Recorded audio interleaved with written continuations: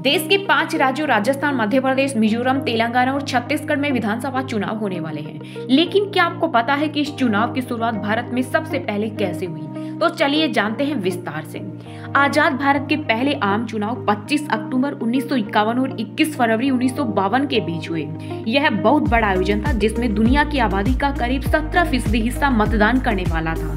यह उस समय का सबसे बड़ा चुनाव था। चुनाव में करीब 1874 उम्मीदवार और 53 राजनीतिक पार्टियां उतरी थी, जिनमें 14 राष्ट्रीय पार्टियां थी। इनमें भारतीय राष्ट्रीय कांग्रेस, भारतीय कम्युनिस्ट पार्टी, सोशलिस्ट पार्टी, किसान मजदूर प्रजा पार्टी और अखिल भारतीय हिंदू महासभा सहित कई पार्टियां शामिल थीं।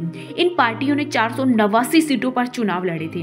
भारतीय राष्ट्रीय कांग्रेस को 364 सीटों पर जीत हुई और 45% वोट के साथ प्रचंड बहुमत मिला था। कुल 16 सीट जीतने वाली भारतीय कम्युनिस्ट पार्टी मुख्य विपक्ष बनी थी।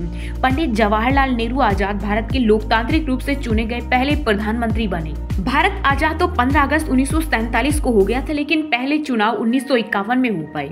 बीच के वर्षों में भारत किंग जॉर्ज 6 के अधीन संवैधानिक राजतंत्र था। साथ ही लुई माउंटबेटन इसके गवर्नर जनरल थे। पहली चुनी हुई सरकार बनने से पहले जवाहरलाल नेहरू के नेतृत्व में संविधान सभा बतौर संसद कार्य करती रही। देश के नेताओं ने चुनाव की प्रक्रिया जुलाई 1948 से शुरू कर दी थी। हालांकि तब तक चुनाव कराने के लिए कोई कानून नहीं थे। डॉक्टर भीमराव अंबेडकर के नेतृत्व में ड्राफ्टिंग कमेटी ने कड़ी मेहनत कर संविधान का मसौदा तैयार किया था, जो 26 जनवरी 1949 को पारित हुआ। हालांकि इसे लागू 26 जनवरी 1950 को किया गया। भारत को उस दिन चुनाव कराने के लिए नियम और उपनियम मिले और देश आखिरकार भारत गणराज्य बना। हालांकि यह एक असाधारण सफर की महज शुरुआत थी। संविधान लागू होने के बाद चुनाव आयोग का गठन किया गया। चुनाव कराने के बेहद मुश्किल काम की जिम्मेदारी भारतीय नौकरशाह सुकुमार सेन को दी गई। वे भारत के पहले मुख्य चुनाव आयुक्त बने। जवाहरलाल नेहरू चाहते थे कि चुनाव 1951 के बसंत में हो।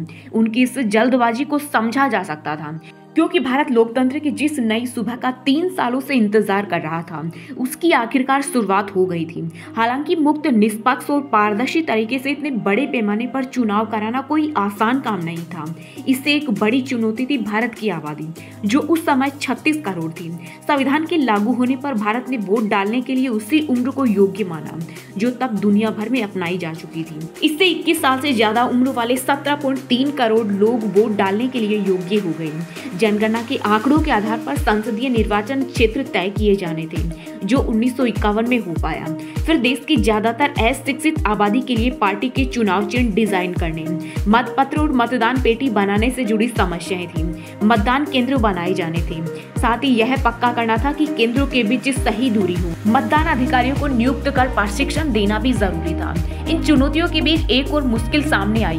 भारत के कई राज्यों में खाने की कमी हो गई और प्रशासन को राहत कार्यों में जुटना पड़ा। इन चुनौतियों को पार करने में समय लगा। हालांकि आखिर में जब चुनाव हुए तो योग्य आबादी में से 45.7% मतदान पहली बार वोट डालने के लिए अपने घरों से बाहर निकले। भारत दुनिया का सबसे बड़ा लोकतंत्र बना, जहां लोगों ने लोगों के लिए एक सरकार चुनी।